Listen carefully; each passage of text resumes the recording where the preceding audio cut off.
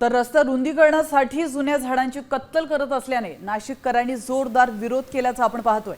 याचा आढावा घेतलाय आमचे प्रतिनिधी अभिजित सोनवणे यांनी।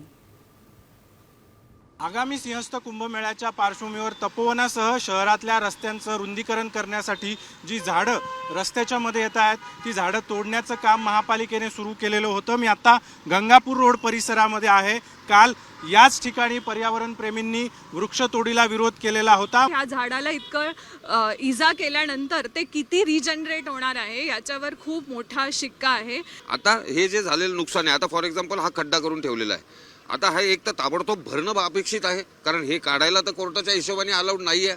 इसमें पानी भर के तुरंत 15 मिनट लगेंगे, ये मिट्टी पूरी इसके अंदर डाल दी जाए और इसमें आगे इसके आगे कभी भी एक भी एक्सीडेंट नहीं होगा, इसकी गारंटी हम लोग देते हैं। स्थगिती 28 एप्रिलसाठीच फक्त मिळालेली आहे आम्हाला, पण मग त्यानंतर काय? येत्या 28 तारखेला या सगळ्या संदर्भामध्ये काय सुनावणी होते आणि काय निर्णय होतो हे पाहणं महत्त्वाचं असेल।